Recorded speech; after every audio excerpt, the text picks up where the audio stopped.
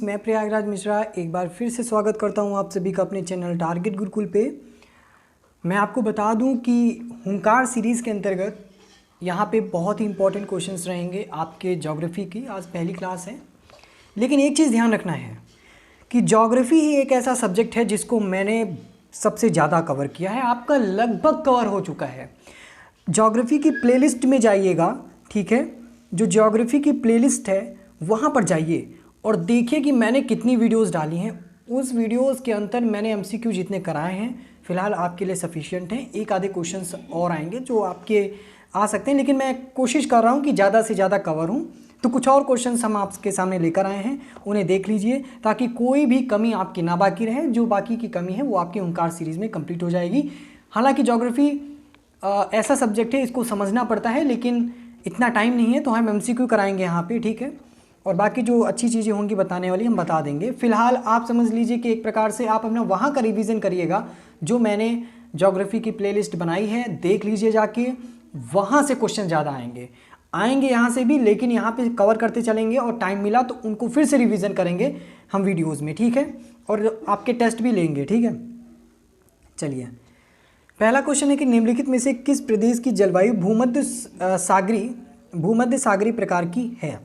इसका right answer है option number ए, दक्षिणी अफ्रीका का केपटाउन प्रदेश है वहाँ के।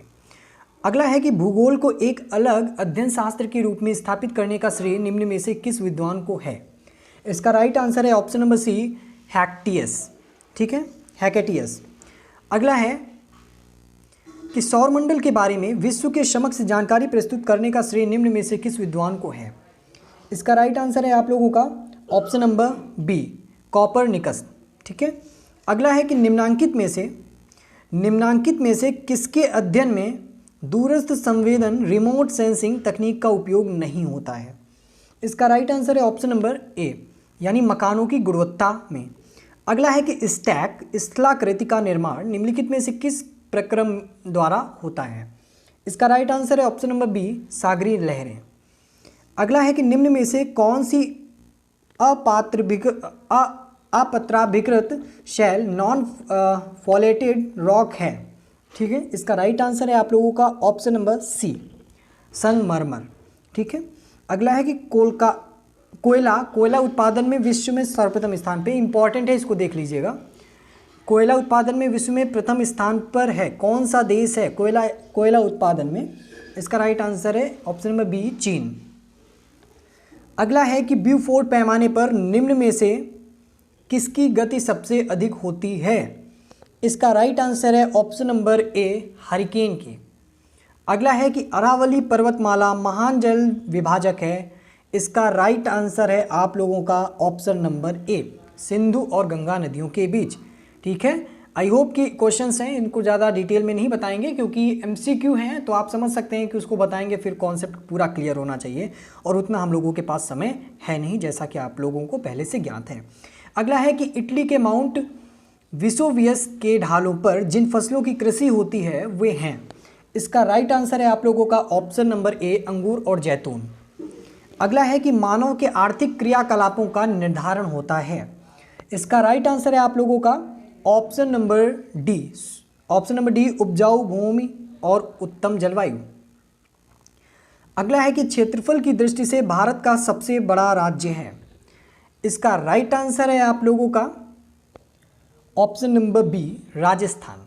अगला है निम्नीकरण की प्रक्रिया को निम्नांकित में से कौन प्रत्यक्ष रूप से प्रभावित नहीं करता है। इसका राइट आंसर है ऑप्शन नंबर डी, समय।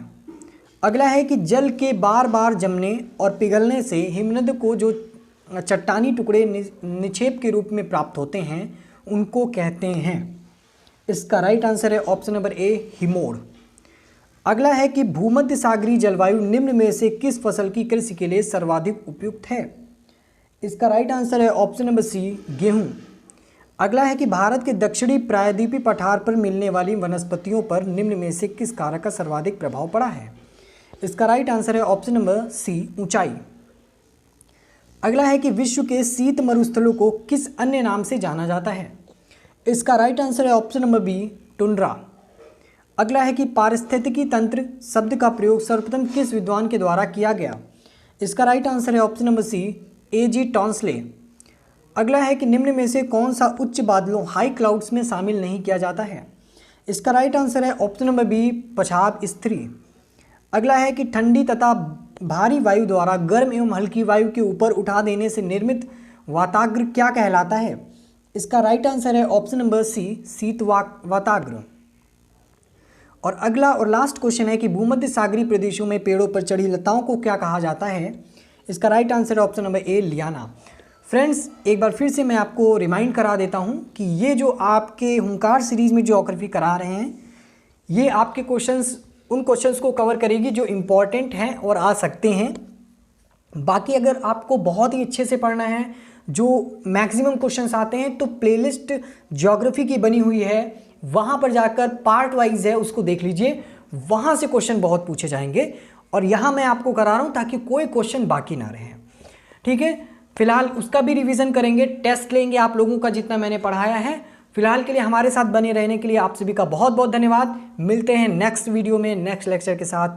बहुत बहुत धन्यवाद आप सभी का।